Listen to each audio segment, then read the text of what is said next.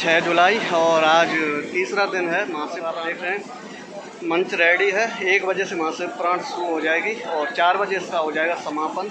और प्लीज़ दोस्तों आपसे रिक्वेस्ट है, वीडियो को पूरी देखा करो। ये शिव जी और हमारे धर्म की बात है, इसको भी आप स्किप करते हैं, अच्छा नहीं लगता। तो वीडियो अच्छी लगी तो लाइक करना, कमेंट करना, शेयर करना, बताते रहना। नेक्स्ट वीडियो आपको पक्का कल मिल जाएगी। तो ठीक है दोस्तों, कुछ देर बाद जब महाशिव प्राण शुरू होगी तो हम तभी आपको मिलेंगे। आप पर राहु की दशा चल रही है, आपका अहित होने वाला है, आपकी बुद्धि खराब हो गई, आप कहना कुछ चाहते हैं, मुंह से निकल कुछ रहा है। धन के लिए प्रयास करते, धन हाथ नहीं आता है। काम करने जाते हैं परंतु काम ही नहीं बनता। कभी कभी तो ऐसी स्थिति होती है, खूब परिश्रम करते हैं, काम बनाने की चेष्टा करते हैं, काम बनने वाला है वहां तक पहुंच जाते हैं, लेकिन तुरंत खत्म हो जाता है। ऐसी स्थिति में करें क्या? ऐसी स्थिति में करना कुछ नहीं है, केवल भोलेनाथ जी को शहद से अभिषेक कराना है। ये शिव पुराण के अंदर प्रसंग है कि पार्थिव शिव पूजा क्यों करनी चाहिए, कैसे करनी चाहिए और क्या होता है इसके करने से। ये पार्थिव पूजा है क्या? तो सूची महाराज ने यहाँ उपाख्यान दिया कि पार्थिव मिट्टी से बनाए जाते हैं और मिट्टी कैसी होनी चाहिए कि शुद्ध होनी चाहिए, और अपने हाथ से भगवान शिव का लिंग बना करके उस पर पूजन अर्चन करना चाहिए। मैं उसी का ही उपाख्यान सुना रहा हूं आपको कि आप यदि शहद से अभिषेक करते हैं तो आपको राहु नाम के ग्रह की बीमारी सताएगी नहीं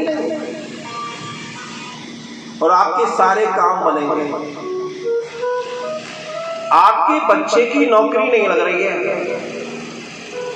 और पंडित जी ने आपसे ये बोल दिया कि भाई तुम पर शनि ग्रह की दशा चल रही है, जिसकी वजह से आपका बच्चा नौकरी में नहीं लग सकता, तो हम तो तनाव में आ जाएंगे। उपाय पूछेंगे, भाई कुछ उपाय मत करो लेकिन एक उपाय कर लो, शनि की शांति कल ही हो जाएगी। क्या उपाय करना है? कि जल में काले तिल डालो और भगवान शिव का अभिषेक करो। मतलब इससे सरल कोई उपाय है? भगवान भोलेनाथ इतने सहज और सरल है कि केवल जल में तिल मिलाने से आपकी मनोकामना पूर्ण, केवल शहद से अभिषेक कराने से आपकी मनोकामना पूर्ण, केवल गंगा जल से स्नान कराने से आपकी मनोकामना पूर्ण। इतने सारे उपाय शिव के हैं कि आप तो केवल भोलेनाथ जी का अभिषेक करो। अब प्रश्न खड़ा हो जाता है कि महाराज मैं तो सुबह सुबह डेली जाता हूं, भोलेनाथ जी को अभिषेक भी कराता हूं, पर मेरे तो आज तक कोई काम बने ही ना है। और आप या गद्दी पे बैठ के ये बोल रहे हो कि शिव को अभिषेक करने से समस्त काम बनते हैं, तो फिर ये कैसे? जरा सोचिए कि आपकी किसी मशीनरी में या किसी धातु में जंग लग जाए, जंग तो देखी है ना आपने, और उसको आपने कबाड़े में डाल रखा है, साल 2 साल पड़ी हुई है और सारी जंग उस लोहे को खा गई है। अब उस लोहे की तुम्हें जरूरत पड़ी, उस छड़ी की आपको जरूरत पड़ी, अब आप उसकी सफाई करना चाहते हैं, तो मुझे बस इतना बता दीजिए कि क्या जल डालने से उसकी सफाई हो जाएगी? आप जल डालने से उसकी सफाई नहीं होगी। फिर आपके मन में विचार आता है, वो क्या है कि साहब वो केरोसिन का तेल डाल दो, उससे जंग चली जाएगी। फिर आप उस पर केरोसिन का तेल लगाते हैं, फिर भी नहीं जाती। फिर आपके मन में विचार आता है कि भाई रेगमाल लेकर के आओ। क्या लेकर के आओ? रेगमाल लेकर के आओ और उससे इसको घिसो। सत्य बताऊंगा इतने दिन की काई उस रेगमाल से आप छुड़ा रहे हैं, तो क्या वो काई छूट जाएगी? छूटेगी तो सही, चमक तो आएगी, लेकिन जगह जगह पर वो गड्ढे रह ही जाएंगे। इसलिए आप ये सोच रहे हैं कि मेरा अभिषेक करने से आज ही मेरा कल्याण हो जाए, दिमाग से निकाल दो।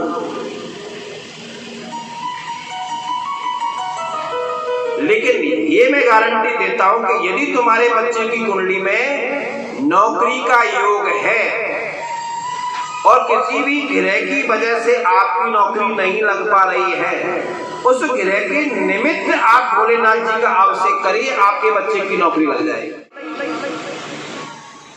जब तक ऐसी बड़ी मिठाके बोल रही, चल कथा में चल रहे हैं, अब तो भैया उसका इतना ख्याल रखना पड़ता है कि यदि वो आ रही है तो पीछे मुड़ के भी देखना पड़ता है कहाँ रह गई। यदि घंटा 2 घंटा कथा में हो जाए तो पानी की भी पूछे, ये भी पूछे कि तो जगह बढ़िया मिली है कि ना मिली, तो सही तरीका से लाली बैठी है कि ना बैठी, बड़ा ख्याल रखना पड़ता है। अब ऐसे तुम किसी को भी निमंत्रण देकर के लिया, उसका बड़ा ख्याल रखना पड़ता है। भोलेनाथ जी समझा रहे हैं पार्वती जी को, देखो तुम ले तो आई, इसका बड़ा ख्याल रखना पड़ेगा। क्योंकि ठीक है, कोई दिक्कत नहीं है, आप टेंशन मत लो, इसका ख्याल तो रखने को मैं हूं कि ठीक है देवी। अब भोलेनाथ पार्वती जी के साथ में बड़े आनंद से रहते थे। शाम को प्रतिदिन घूमने जाना, फिर आकर के भोजन करना, फिर शयन करना, फिर सुबह होकर के अपना नित्य कर्म करना, फिर आनंद होकर के भगवान का भजन करना। ये नित्य क्रिया चलती थी। लेकिन पार्वती के साथ में भोलेनाथ जी जैसे ही घूमने गए, बच्चे को वहीं छोड़ गए। भोलेनाथ जी कहने लगे कि इस बच्चे को छोड़ के क्यों जा रही है, संगी ले चल। कि नहीं नहीं, ये कहाँ जाएगा, बच्चा ही तो है, पैदल घूमेगा, परेशान हो जाएगा, इसको यही छोड़ देते हैं, क्या दिक्कत आ रही है। कि नहीं नहीं भाई, इसको समस्या आएगी। नहीं, क्या समस्या आएगी, अंदर खेल लेगा। उसको खिलौने वलौने डाले और बाहर से कुंडी लगा करके पार्वती जी चली गई। अब भोलेनाथ पार्वती के साथ में जब घूम करके आए तो कुंडी को खूब खोल करके खटखटाए, खूब खोलने की चेष्टा करें, परंतु गेट नहीं खुले। क्योंकि जो आता है ना, वो सब कुछ लेकर के जाता है। ईमानदारी से बताओ कि जो आपके घर में आया है, जो आपका बेटा है, नाती है, उसका हक बनता है कि नहीं बनता है आप पर? वो यही तो कहता है कि ये मेरा है, ये मेरे बाबूजी का है, ये मेरे बाबा साहब का है, ये मेरे दादाजी का है, ये मेरे परदादा जी का है। आप कहते हो ना, ये प्रॉपर्टी किसकी है, ये मेरे पिताजी की। ये प्रॉपर्टी किसकी है, कि साहब ये तो मेरे दादाजी की है। ये प्रॉपर्टी किसकी है, कि साहब ये तो मेरी पैतृक है, दादाओं के दादाओं से भी ये प्रॉपर्टी चली आ रही है। ऐसे ही महाराज जी ने अंदर से कुंडी लगा ली, गेट नहीं खोले। अब पार्वती जी खूब आवाज लगा रही है, खोल लाला, खोल लाला, खोल, लेकिन नहीं खुले। क्योंकि पार्वती जी को तो पता था कि मैं बाहर से लगा के जा रही हूं, अंदर से तो इसने ही लगाई है। इसका मतलब जरूर कोई ना कोई घोल है। खूब आवाज लगा रही है, लेकिन समझ में नहीं आ रहा। जैसे ही पार्वती जी ने हाथ में जल लिया और शाप देने के लिए तैयार हुई, वैसे ही भगवान विष्णु जी प्रकट हो गए। मैया रुको, ये जमीन मुझे पसंद आ गई है, मैं तो इसको लेना चाहता हूं, इसलिए गेट नहीं खोल रहा था। आशीर्वाद दीजिए, श्राप मत दीजिए। उस दिन से ही जो बद्रीनाथ धाम है भगवान विष्णु जी का बन गया और लक्ष्मी जी के साथ में वहां निवास करते हैं और आज उनकी पूजा होती है। भोलेनाथ जी उनको लेकर के चले गए और कुछ दूर जाकर के कैलाश पे जाकर के बैठ गए, केदार जी पे बैठ गए, केदारनाथ। तो केदारनाथ पे जाकर के वहां पर उनकी पूजा होने लगी। ऐसे हैं हमारे भोलेनाथ, जो अपना सर्वस्व ऐसे ही दे देते हैं। जब सब कुछ ऐसे ही मिल जाता है भोलेनाथ जी के सानिध्य में, तो फिर आपको चाहिए कि नहीं चाहिए?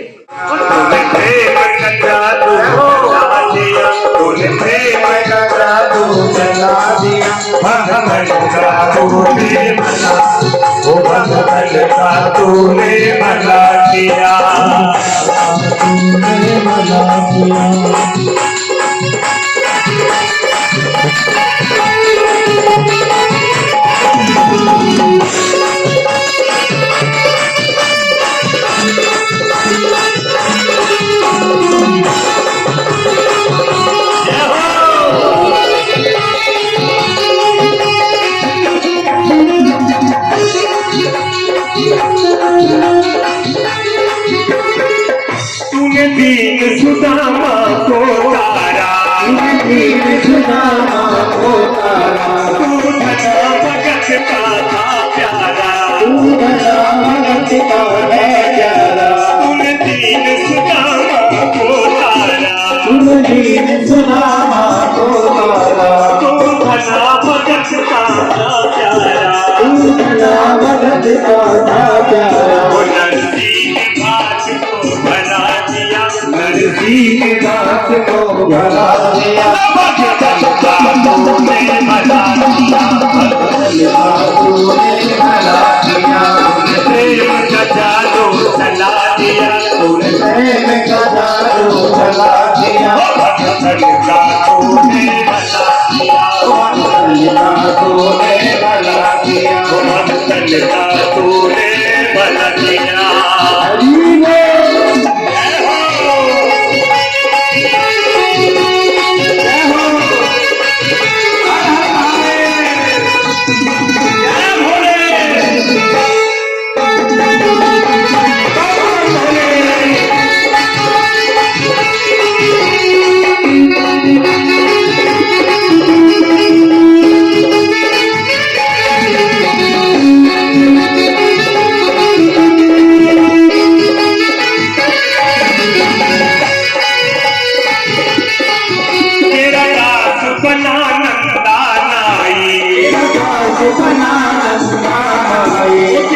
उसका अपमान करने का भी अधिकार नहीं। शास्त्र तो पहले से ही बोलता है कि वाणी ऐसी बोलिए मन का आपा होए, औरन को शीतल करे आपहु शीतल होए। तो ऐसी स्थिति में यदि वाणी से हम दो मीठे मीठे वचन बोल भी दें तो कोई परेशानी आ जाएगी क्या? यदि वो राम राम बरकरार यदि चले तो कोई समस्या आ जाएगी क्या? यदि तुम्हारी वो राम राम बरकरार चलती है ना तो तुम लगातार प्रमोशन पर प्रमोशन लेते हो।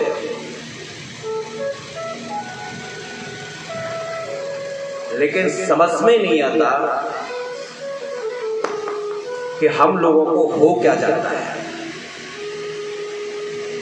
तो यदि गन्ने के जूस से अभिषेक करोगे तो प्रतिष्ठा मिलेगी।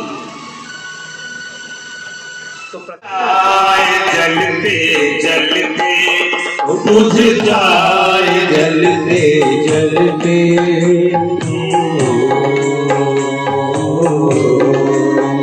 सांसों का क्या भरोसा।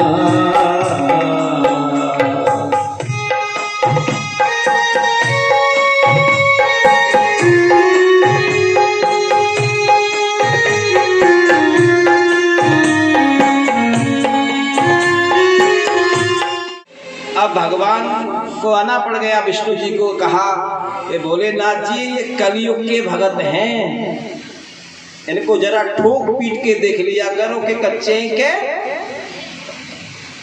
मैं कि अब तुम जाके कहीं रेस्ट लो या मैं देखूं। तो तुरंत भगवान विष्णु की माया तुरंत हाथ पकड़ लिया।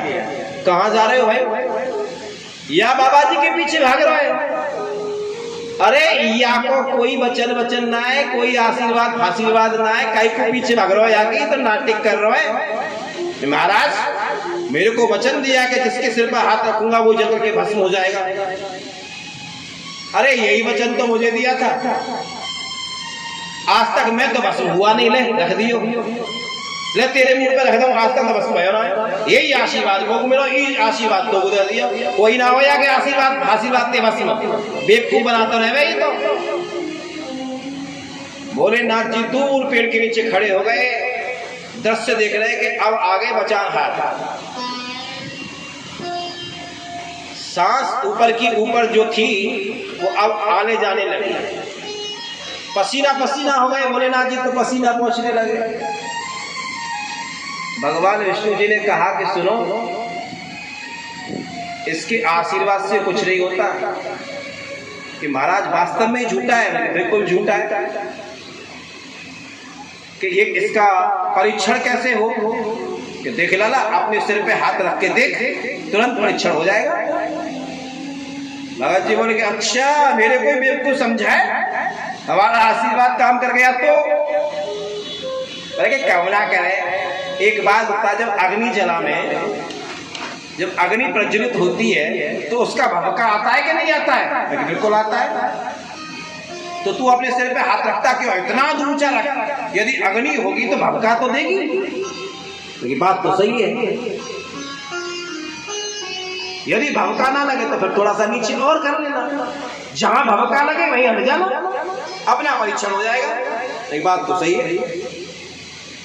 अब विष्णु जी ने अपनी माया फिर दी, भोलेनाथ जी शांति में आ गया कि मेरा काम पूरा। अब भगत जी ने अपने ऊपर ऐसे हाथ रखा,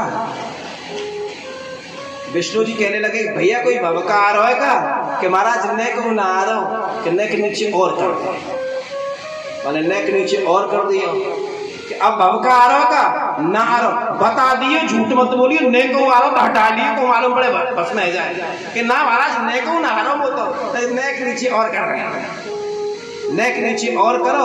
अब भभका आ रहा है का कि ना आ रहा महाराज, एक काम कर तू होगी सो जो देखी जावे तू रखाई दे। और जैसे ही उसने रखा, अभी तो भोलेनाथ जी का आशीर्वाद कहीं फैल हो सकता है क्या? जैसे ही रखा तुरंत भस्म हो गया। भोलेनाथ जी तो ये भी नहीं देखते कि ये मेरा अहित होगा या किसका अहित होगा। आप हनुमान जी की सेवा कब करें, राम जी की सेवा कब करें, भगवान विष्णु की सेवा कब करें, दुर्गा की सेवा कब करें, माँ कात्यायनी की सेवा कब करें, कब आप पीताम्बरा की सेवा करें, कब प्रतंगरा की करें, कब धूमावती की करें, कब भैरव जी की करें। इन सारे देवताओं का उपाख्यान कल आपको सुनने को प्राप्त होगा कि किस किस देवता के सानिध्य में किस किस दशा में जाने से आपको फल की प्राप्ति होगी। तो अभी हम यहीं पर विराम देते हैं। आरती के लिए सभी लोग खड़े हो जाएं। का हो गया है समापन आज की का, पीछे चल रही है प्रसादी लगभग। अब दोस्तों 4:30 बज चुके हैं, आज का दिन समाप्त हो गया। महाशिव पुराण सुनने के उपरांत प्रसाद लेने के बाद अब तुम्हारा भाई भी जा रहा है वापस घर। तो वीडियो अच्छी लगी हो तो लाइक करना, कमेंट करना, शेयर करना, बहुत ही अच्छा लगता है जब आप पूरा सहयोग करते हैं। तो अपना सहयोग बनाते रहना, फिर हम आपको कल मिलेंगे दोबारा। तो वीडियो आती रहेंगी, भोलेनाथ का नाम लेते रहिए, हमसे जुड़े रहिए। जय हो भोलेनाथ।